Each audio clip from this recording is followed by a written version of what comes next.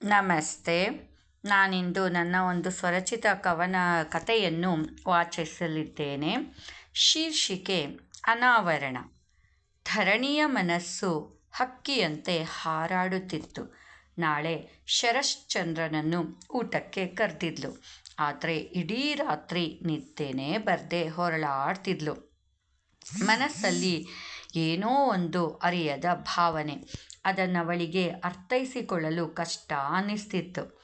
ಒಂದೊಮ್ಮೆ ಅದು ಅದೇ ಭಾವನೆನೇ ಅನ್ನಿಸ್ತಾ ಇತ್ತು. ಆದರೆ ಅದಲ್ಲ ಅಥವಾ ತಾನು ತಪ್ಪು ಮಾಡ್ತಾ ಇದ್ದೀನಾ ಎಂಬ ಚಿಂತನೆ ಕೂಡ ಮನದಲ್ಲಿ ಮೂಡಿ ಮರೆಯಾಗಿತ್ತು. ಇಲ್ಲ, ನಾಳೆ ನಾನು ಶರಶ್ಚಂದ್ರ ಅವರು ಮೊದಲು ಏನು ಹೇಳ್ತಾರೆ ಕೇಳಿ ನಂತರ ನಿರ್ಧರಿಸೋದು ಅಂತ ಅಂದ್ಕೊಂಡ್ಳು. ಅದು ಹೇಗೆ ರಾತ್ರಿ ಕಳೀತೋ ಬಹಳ ಬೇಗ ಎದ್ದು ಎಲ್ಲವನ್ನು ತಯಾರು ಮಾಡಿಕೊಂಡು ಬಂದು ಒಂದು ಸಿಹಿ ಬೇಕು ಅಂತೇಳಿ ಬಹಳ ಬೇಗ ಆಗೋದು ಅಂದರೆ ಪಾಯಸ ಎಂದು ಒಳ್ಳೆ ರುಚಿಯಾದ ಪಾಯಸ ತಯಾರು ಮಾಡಿದ್ಲು. ಸಂಡಿಗೆ ಕರೆದಿಟ್ಲು, ರುಚಿಯಾಗಿ ಪಲಾವು, ಮೊಸರನ್ನ ಅಂತ ಎಲ್ಲ ರೆಡಿ ಮಾಡಿಟ್ಲು. ತಾನೂ ಹೋಗಿ ಕನ್ನಡಿ ನೋಡಿಕೊಂಡಾಗ ತನ್ನ ಅವತಾರಕ್ಕೆ ತನಗೇ ಬೇಸರ ಮೂಡಿ ಕಡೆಗೆ ಸಾಧ್ಯವಾದಷ್ಟು ಮಟ್ಟಿಗೆ ಅಲಂಕರಿಸಿ ಇಷ್ಟೆಲ್ಲ ಮಾಡೋಷ್ಟೊತ್ತಿಗೆ ಕರೆಕ್ಟಾಗಿ ಬಾಗಿಲು ಬೆಲ್ ಶಬ್ದ ಕೇಳಿ ಬಂತು. ಒಮ್ಮೆಲೆ ಎದೆ ಬಡಿತ ಜೋರಾಗಿತ್ತು. ಆದರೆ ತಾನೇ ಈಗ ಹೋಗಲೇಬೇಕು, ಬಾಗಿಲನ್ನು ತೆರೆದು ಅವರನ್ನು ಸ್ವಾಗತಿಸಲೇಬೇಕು. ಏನು ಮಾಡೋದು ಅಂದ್ಬಿಟ್ಟು ಒಮ್ಮೆ ಕೊನೆ ಬಾರಿಗೆ ಕನ್ನಡಿಯಲ್ಲಿ ನೋಡಿಕೊಂಡ್ಳು. ಅವಳಿಗೆ ಆಶ್ಚರ್ಯ ಅನ್ನಿಸ್ತು. ಸ್ವಲ್ಪ ಹೊತ್ತಿಗೆ ಮುಂಚೆ ಹೇಗಿದ್ದೆ ಈಗ ಕನ್ನಡಿಲಿ ಕಾಣಿಸ್ತಿರೋ ತನ್ನ ಬಿಂಬ ನಿಜಕ್ಕೂ ಬಹಳಾನೇ ಬದಲಾವಣೆ. ಒಂದು ಕ್ಷಣ ಅವಳಿಗೆ ಅಚ್ಚರಿ ಎನಿಸಿತ್ತು. ಬಾಗಿಲನ್ನು ತೆರೆದ ಕ್ಷಣ ಬಾಗಿಲುದ್ದಕ್ಕೂ ನಿಂತಿದ್ದ ಶರಶ್ಚಂದ್ರ ಒಮ್ಮೆಲೆ ಇವಳನ್ನು ದಿಟ್ಟಿಸಿ ನೋಡಿದಾಗ ಒಂದು ಕ್ಷಣ ಆ ನೋಟವನ್ನು ಎದುರಿಸಲಾಗದೆ ತಲೆ ತಗ್ಗಿಸಿ ನಂತರ ಸಾವರಿಸಿಕೊಂಡು ಒಳಕ್ಕೆ ಬನ್ನಿ ಎಂದು ಸ್ವಾಗತಿಸಿದಳು. ಅವರನ್ನು ಕೂಡಿಸಿ ಉಪಚಾರ ಮಾಡಿ ನೀರನ್ನು ಕೊಟ್ಲು.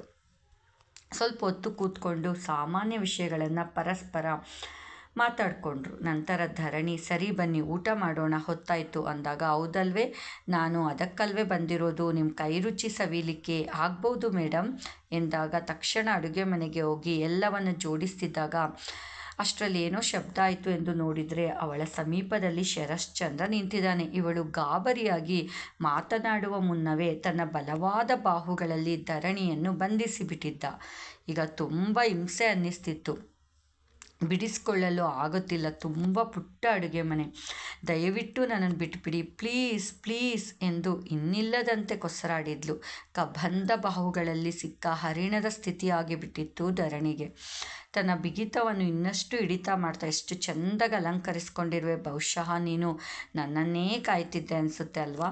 ನಿನ್ನ ಪತಿ ಸತ್ತ ನಂತರ ಈ ನಿನ್ನ ದೇಹಕ್ಕೆ ಅಮೃತ ಸಿಂಚನವೇ ದೊರಕಿಲ್ಲವೇನೋ ಎನ್ನುತ್ತಾ ಇನ್ನೂ ಎಷ್ಟೋ ಮಾತುಗಳನ್ನು ಆಡ್ತಾ ಇದ್ದರೆ ಧರಣಿಗೆ ಹಾಗೆ ಕಿವಿಯನ್ನು ಮುಚ್ಕೋಬೇಕು ಅನ್ನಿಸ್ತಿತ್ತು. ಜೋರಾಗಿ ನೂಕಲು ಪ್ರಯತ್ನಿಸ್ತಾ, ಎಷ್ಟು ಉತ್ತಮ ವ್ಯಕ್ತಿ ಅಂತ ಅಂದ್ಕೊಂಡು ನಿನ್ನ ಸ್ನೇಹನ ಬಯಸ್ದೆ, ಆದರೆ ನಿನ್ನ ಒಳಗಡೆ ಎಷ್ಟೋ ನೀಚಾತಿ ನೀಚ ಮನಸ್ಸಿದೆ ಅನ್ನೋದು ಇವತ್ತೇ ಗೊತ್ತಾಗಿತ್ತು. ದಯವಿಟ್ಟು ಬಿಡಿ, ಇಲ್ಲಿಂದ ಹೊರಡಿ ಎಂದು ಕೊಸರಾಡಿದಳು. ಆದರೆ ಅವಳಿಗೆ ಅವನ ಬಾಹುಗಳ ಬಂಧನದಿಂದ ಬಿಡಿಸಿಕೊಳ್ಳೋದಕ್ಕೆ ಆಗ್ತಾನೇ ಇರಲಿಲ್ಲ. ಅಷ್ಟರಲ್ಲಿ ಅದೇ ಸಮಯಕ್ಕೆ ಸರಿಯಾಗಿ ಬಾಗಿಲು ಜೋರಾಗಿ ತಳ್ಕೊಂಡು ರಮಾಕಾಂತ್ ಬಂದ. ಅವನನ್ನು ನೋಡಿ ಬೆದರಿದ ಶರಶ್ಚಂದ್ರ ತಕ್ಷಣ ಬೆಚ್ಚಿ ಧರಣಿಯನ್ನು ಬಿಟ್ಟ. ಇತ್ತ ರಮಾಕಾಂತ ಶರಶ್ಚಂದ್ರನ ಕೆನ್ನೆಗೆ 2 ಬಾರಿಸಿ ಶರ್ಟ್ ಕಾಲರ್ ಹಿಡ್ದವನೇ, ಛೀ, ನಿನ್ನ ನೀಚ್ ಬುದ್ಧಿ ಇನ್ನೂ ಬಿಟ್ಟಿಲ್ವಾ? ಎಷ್ಟೋ ಹೆಣ್ಣುಗಳನ್ನ ಹೀಗೆ ಹಾಳು ಮಾಡಿ ಕಳಿಸಿದ್ಯಾ, ಈಗ ಇವರನ್ನೂ ಸಹ ನೀನು ಹಾಳು ಮಾಡೋದಕ್ಕೆ ಬಂದಿದ್ಯಾ, ನಡಿ ನೀನು ಪೊಲೀಸ್ ಕಂಪ್ಲೇಂಟ್ ಕೊಡ್ತೀನಿ ಅಂದಾಗ ಧರಣಿ ಶಾಕ್ನಿಂದ ಏನು ಮಾತಾಡಬೇಕು ಅಂತ ಗೊತ್ತಾಗದೆ ಹಾಗೆ ಕಲ್ಲಿನಂತೆ ನಿಂತಿದ್ಲು. ಆ ಶರಶ್ಚಂದ್ರ, ಇಲ್ಲ ದಯವಿಟ್ಟು ಬೇಡ, ತಪ್ಪಾಯಿತು, ಕ್ಷಮಿಸಿ ಬಿಡು ಎಂದನು. ಇಲ್ಲ ಕಾಂತ, ಬಿಟ್ಬಿಡೋಣ, ಅವನ ಕರ್ಮ ಅವನನ್ನೇ ಒಂದು ದಿನ ಬಲಿ ಪಡೀತದೆ ಎಂದಳು ಧರಣಿ. ಅವಳೀಗ ಒಂದು ರೀತಿಯ ಭ್ರಾಮಕ ಸ್ಥಿತಿಯಲ್ಲಿದ್ದು ಅವಳ ಮನಸ್ಸಿನಲ್ಲಿ ಬಹಳಷ್ಟು ತುಮುಲಗಳು ನಡೆಯುತ್ತಿತ್ತು. ಯಾರನ್ನು ತಾನು ಕಾಮುಕನಿರಬಹುದು, ಕೆಟ್ಟದಾಗಿ ನನ್ನ ನೋಡ್ತಾ ಇದ್ದಾನೆ ಅಂತ ಅಂದ್ಕೊಂಡಿದ್ಲೋ ಅದೇ ರಮಾಕಾಂತ ಇಂದು ತನ್ನನ್ನು ಬಚಾವ್ ಮಾಡಿ ರಾಕ್ಷಸನ ಕೈಯಿಂದ ರಕ್ಷಿಸಿದ, ದೇವದೂತ ಆಗಿಬಿಟ್ಟ.